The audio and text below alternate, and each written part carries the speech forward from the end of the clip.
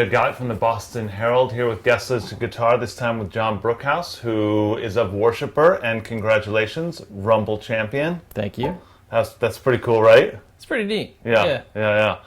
I've spent like 30 seconds with you, and I've already dropped my guitar a half step. So like I'm already into something that I've never done before, and I already sound kind of like it's like it has like already a more like metal feel. I don't know. Has like a gives it a little weight. Doesn't it? Yeah. Yeah. I like that. So, tell me first of all, how long have you been dropping things down?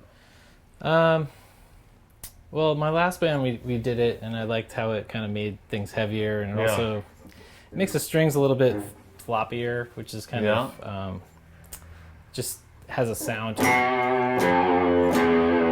Yeah. You know, it just has like more weight to it. So I just think that heavy metal sounds better in E flat. Yeah, that's right. So.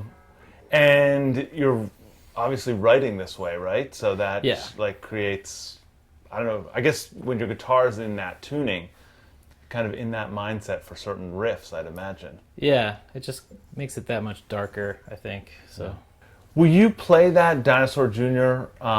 Feel the Pain riff that you were playing earlier? It has that like, I don't know, it has that cool open thing that you were talking about. Yeah.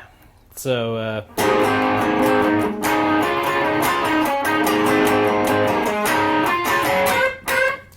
so nice. So what I like about it is that you're always playing notes off of an open string. Yeah. So I like that sound, so I try to write riffs a lot of times using that device, but try to not make it sound like that. Yeah, right. Try to do something totally new with it. Yeah. And a lot of people do that. Like, there's a lot of newer, like 90s alternative bands that do a lot of you know, stuff like that. All right, tell us, play something that you sort of wrote that has that in mind, but it's a little different. Yeah, so we have a new song. It's not recorded yet, but that I used that device a little bit in it to kind of give it a little bit of a drone.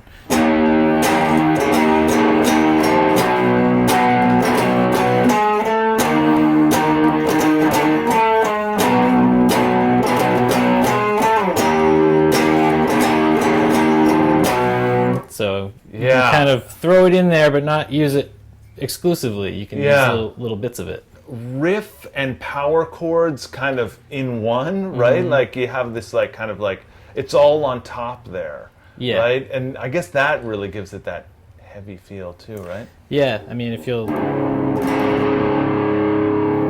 there's another one that we did that's on the record that's, oops, sorry.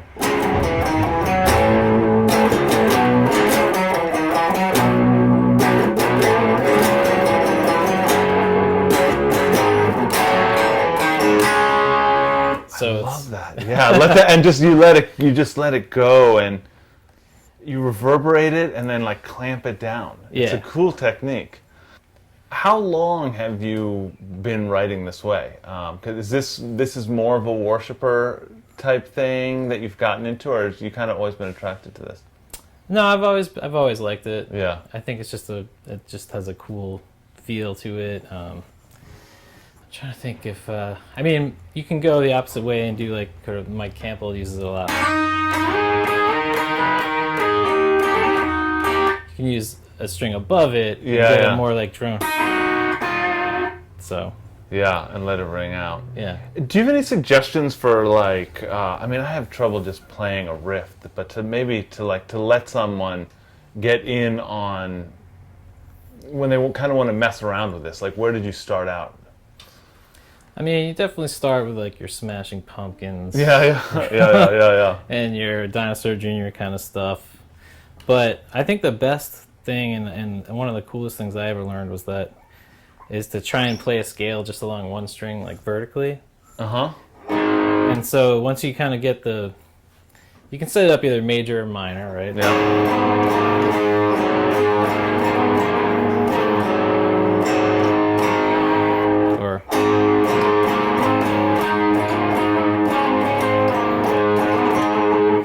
So once I learned how to kind of solo on one string, Yeah. it kind of makes it. You can do a lot more with the melody. It forces you to think linearly instead of like in a box. Yeah. I only play in a box. Like I can't do that. But that's a good thing to do because then you can kind of get your mind around that. So I mean, if you're playing like an E scale up there, you can just like let that E drone the whole time. Well, I mean, Right. you dropped it down, but right? Yeah. So you can. So I'll do it in A, but.